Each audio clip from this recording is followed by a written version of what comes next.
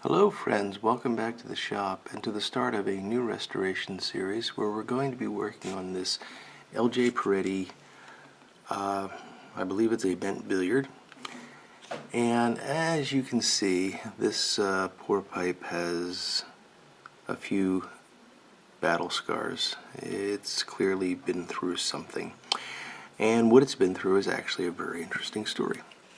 So this pipe belongs to Mr. Jeremy Larsen, who is a fellow YouTube presenter. And if you haven't seen Jeremy's channel, I'll put a link below. He's a great guy, really fun to listen to, and he's got some very beautiful pipes. So it's well worth checking Jeremy's channel out. Jeremy had a bit of a problem with this pipe. He was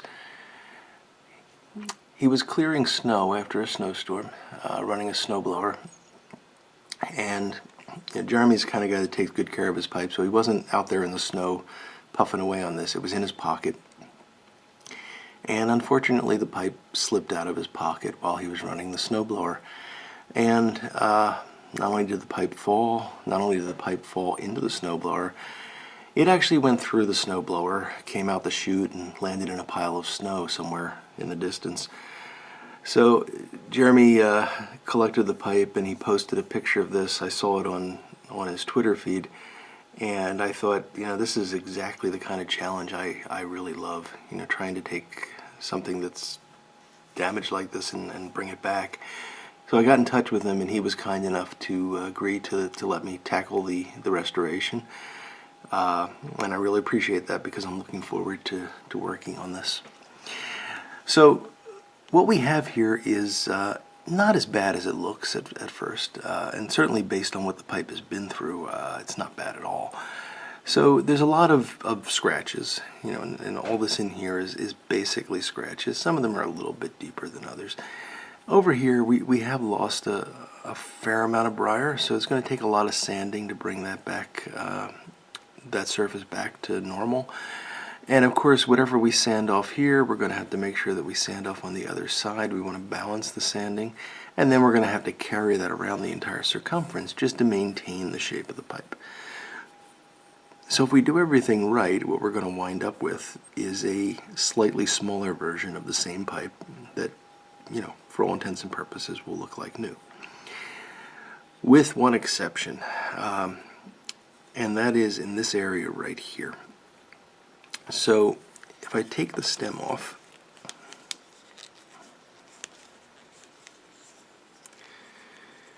and you look at the shank sort of head on here, you'll notice that there's a region right up in here, so right at about 11 o'clock, where the shank is out of round. There, you can see it fairly well there. There's a flat on that surface. And that's because in this area here, these are not just scratches, but there was a piece of briar that was sheared off here. And if I put the stem back on, you can see that there's actually a little step here. So it lines up seamlessly over here, but right here there's basically a divot in the briar, and then the stem is too large to come flush with that. Or the stem doesn't come flush, I should say. The stem's not too large. The stem's exactly the size it should be. The briar's too small. So that's going to be a challenge, and we'll talk about how we're going to address that. The stem itself looks bad, but is actually not in bad shape at all. These are essentially surface scratches, and I think we'll be able to sand and buff those out with no problem. So we can maintain the original stem with no issue whatsoever. So for the most part, the work we have ahead of us is sanding. The pipe's in very good condition otherwise. There's no evidence of any cracking or anything like that.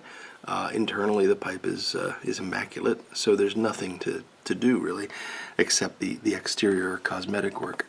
So we're going to have to do a lot of sanding. But how are we going to deal with this problem here? So I could reduce the diameter of the shank. But if I do that, I'm also going to have to reduce the diameter of the stem. And I don't want to do that for two reasons. First, I don't like changing shank diameters just because I worry about the shank cracking. I've seen that happen several times on thinner shanked pipes, and while this is probably not going to be an issue, it just worries me. And anytime I can avoid it, I try not to reduce the amount of briar in the shank, just because it's just going to make it more likely to crack at some point. The other reason I don't want to do that is that one of the main features of this pipe, one of the things that really sets it off, is the way that this shank kind of flares out, and that flare is continued into the stem. And I would really like to maintain that if at all possible. So I mentioned to Jeremy that I might put a band on it, and of course the problem with banding it is that you are going to lose part of the stamping, and it's a shame. The stamping's damaged. There's no way we're going to be able to maintain it anyway.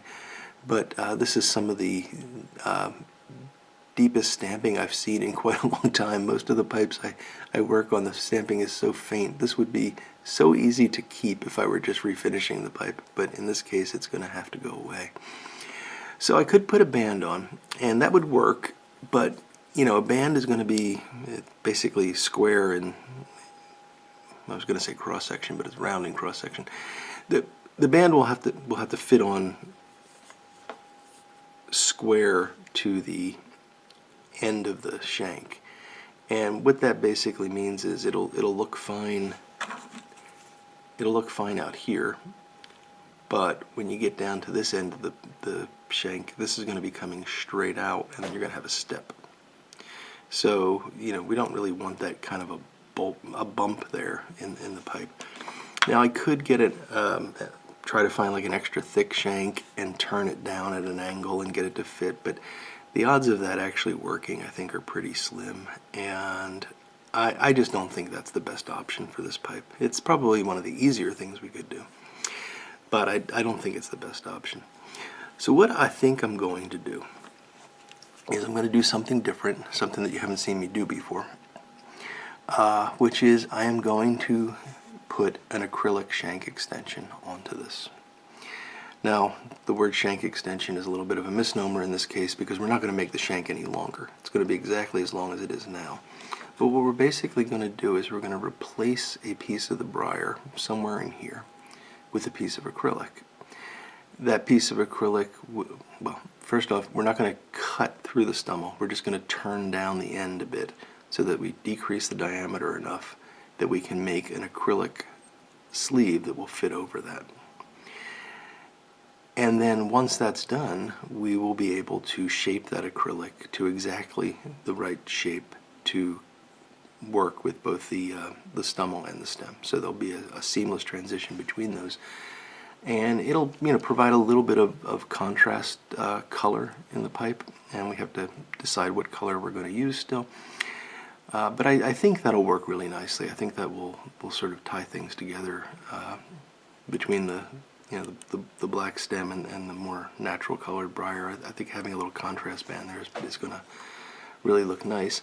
The other thing that it will do that's going to be really useful in this case is that it will essentially replace the briar like a band would. So while we will be reducing the diameter of the shank a bit, we're going to be replacing it with a very tough material, acrylic, and that's going to be epoxied directly to the briar and very tightly epoxied. So really, if anything, the shank is going to be stronger than it is right now.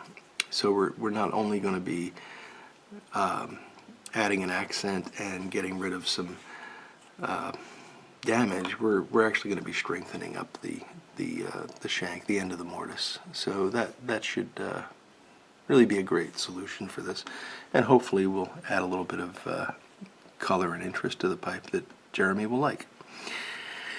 So that's going to be the most complex part. Other than that, like I've said, it's just going to be a lot of sanding. And there is one other sort of point of interest on this pipe, and I don't know exactly what's going on here, but if you look, there are several spots here. Like there's this guy here, right back here. These appear to be sand pits in the briar here. They're the sort of thing that you would expect to find filled. Now, I don't know L.J. Peretti's line very well, so I don't know if they sell a this doesn't appear to have been stained, so I don't know if they sell an unstained pipe that's unfilled as well. But there's no evidence of any fills in this pipe, yet there are places where you would expect fills to be. So I'm wondering if the fills actually got knocked out by the force of being knocked around in the snowblower. That would be interesting if that were true. So Jeremy's going to have to let me know if these were ever filled, or if this is how the pipe looked before it had its incident. You know, that might be a good way of getting fills out. They're kind of stubborn sometimes. You just chuck it in a snowblower and have them pop out. It's an interesting approach to rustication, but I don't think I'd want to do it as a common method. Anyway, that is the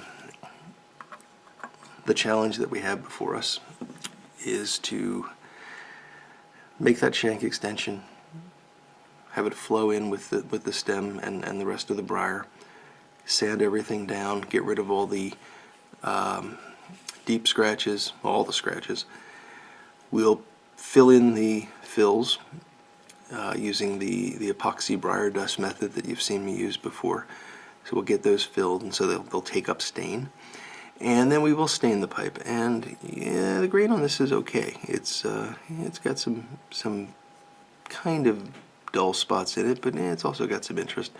So I'm thinking a contrast stain, probably black, medium walnut, something like that. And yeah, we'll see how that goes. Yeah, this might be a good one for some oxblood as well. Well, we'll think about the colors. Might depend a lot on the color of acrylic we choose here. So this should be a really interesting project. I've been really looking forward to getting this started. So I hope you'll follow along and see how this progresses. And again, I'll put a link to Jeremy's channel down below, so please go and pay him a visit and give him a sub if you haven't already. Well, friends, with that I'm going to call this video to a close, and we'll pick it up again in the next installment when we begin to do the shank extension. So until then, I will look forward to talking to you all again very soon. Goodbye now.